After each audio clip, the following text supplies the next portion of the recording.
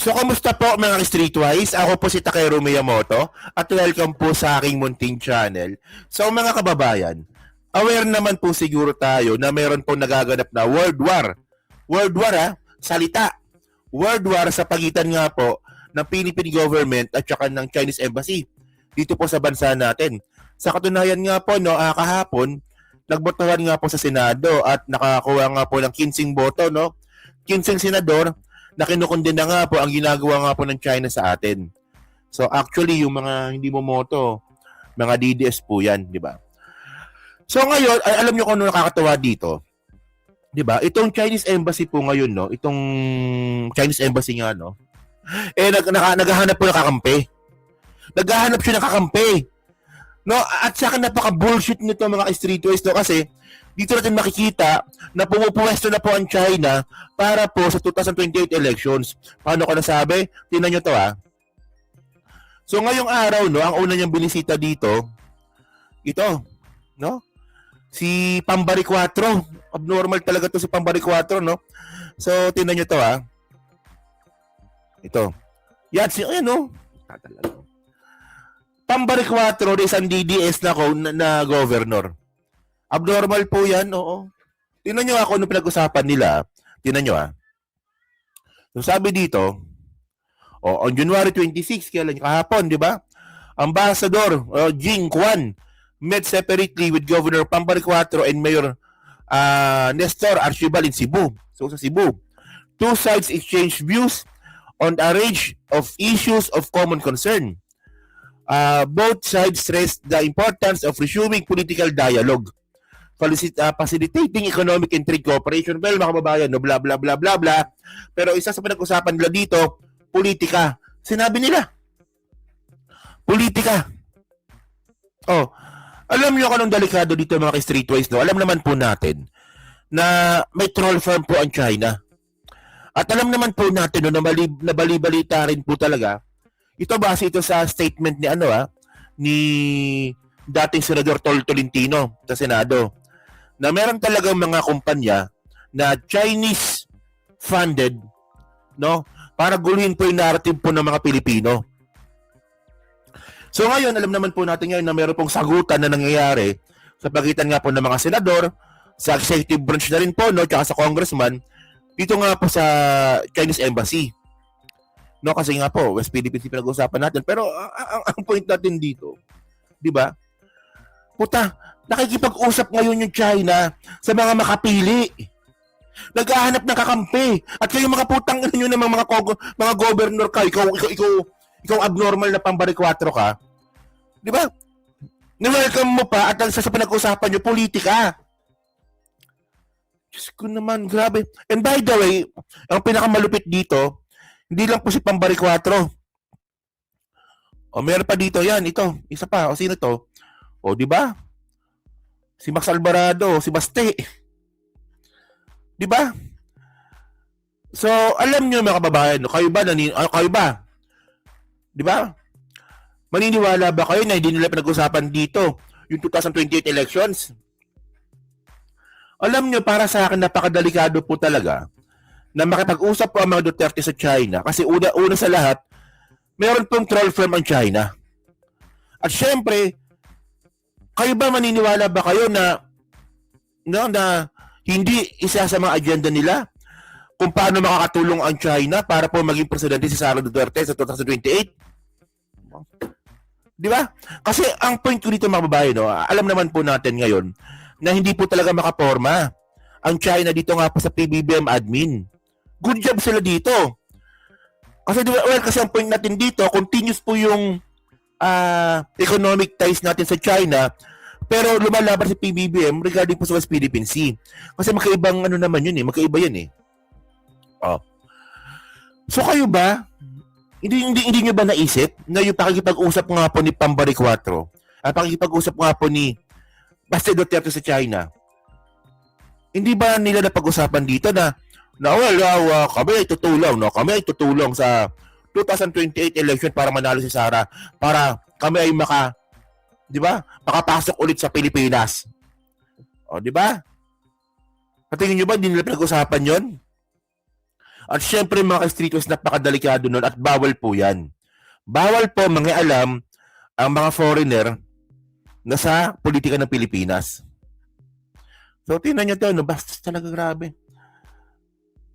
Actually, para sa akin kasi, no, ako naniniwala po ako, no, na walang ano yan na walang coincidence na nangyari.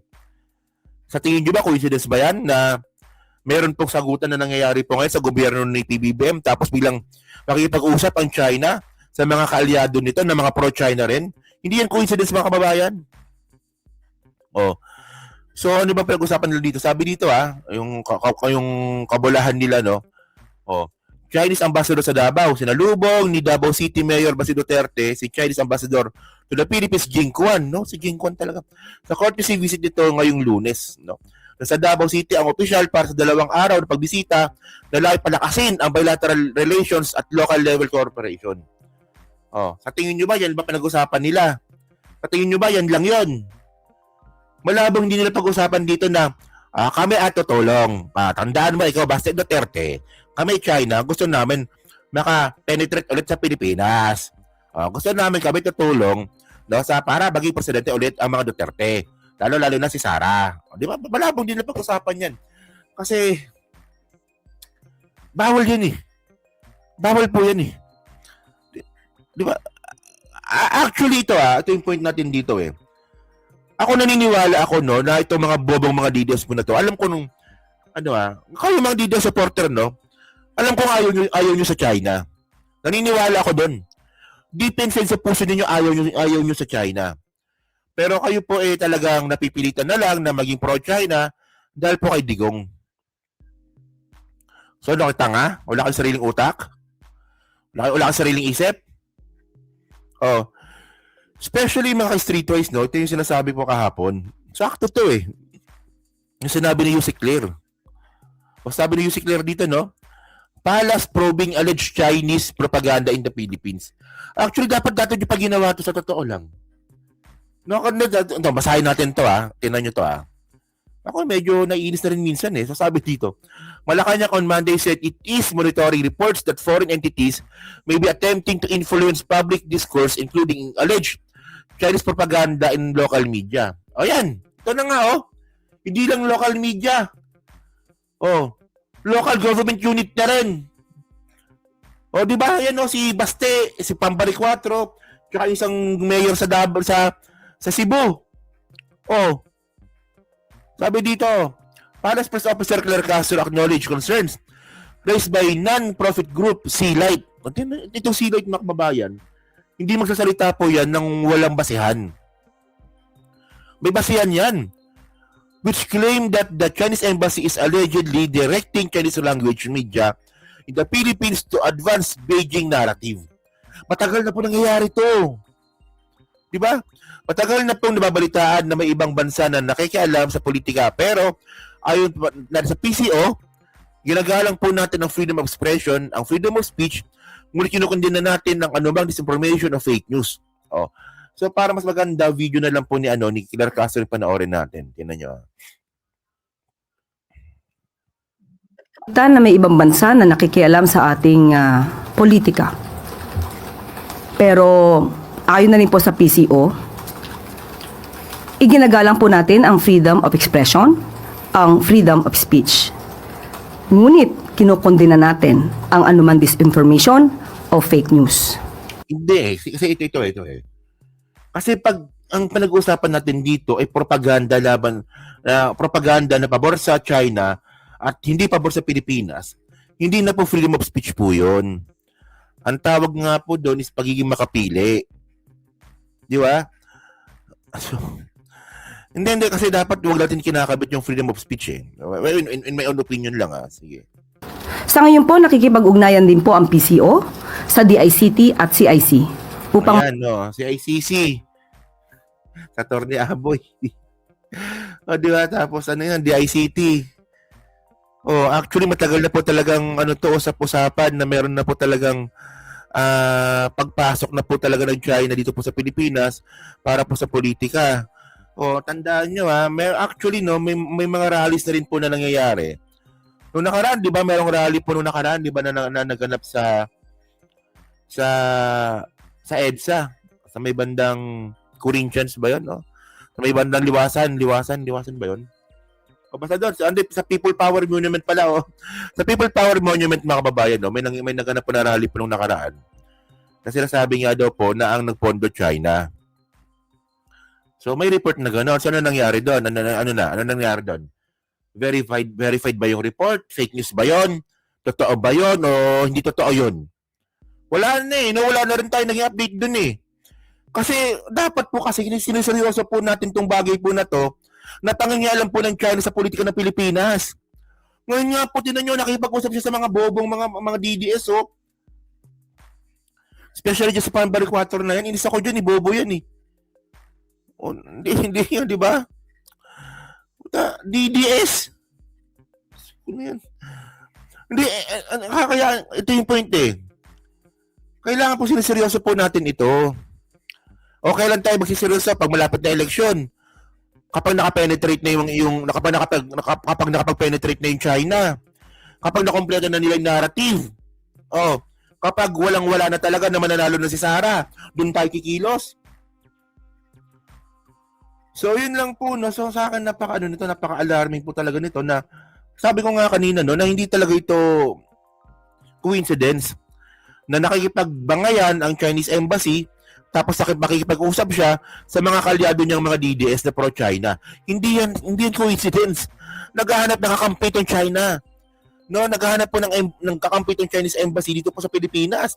Hinahanap niya na po, no, sino ba mga politiko dito na uto-uto? Yan. Sino ba dito politiko na pro-China? Lapitan natin para pag-eleksyon. Dali na lang gawin natin. Para manalo si Sara. At tayo po ay ma-penetrate ulit ng Pilipinas. Tulad po ng panahon ni Digong tsaka ni Gloria Macapagal Arroyo. So, ewan ko ba? Nainis ako dito sa balita na to. So, yun mga kababayan. So, kayo po, no, masabi nyo nga po dito sa ginawa nga pong pakikipag-meeting ng China. Dito nga po kay Pambari 4, si abnormal na governor, tsaka dito nga po kay Basilio Duterte. Kayo ba naniniwala ba kayo sa sinasabi natin dito na ito hindi yan coincidence na talagang planado po ito para po sa politika? At kayo rin po ba, naniniwala din po ba kayo na talagang nagpe-penetrate na po talaga ang Chinese narrative at ang Chinese propaganda dito po sa Pilipinas para po may panalo si Sara Duterte? No, at syempre kung ganyan mga kababayan, dapat po hindi po tayo hindi po natin baliwalain po 'yan. So shoutout ha. DICT, si ICC. So yun mga ka-streetwise, so kayo po ano masabi niyo at saka PCO din pala. Oo. So yun na, so kayo mga ka-streetwise, so ano nga po masabi niyo nga po dito. So, pag-comment na po sa baba at binabasa ko pong lahat. At syempre, dyan po sa Team Replay. So, pa-like, pa-subscribe. Hindi na makalimutan, pa-share na rin po content natin ngayon. No? So, thank you mga ka-streetwise. Kita na lang ulit tayo sa susunod ng content. So, thank you. Salamat and babush.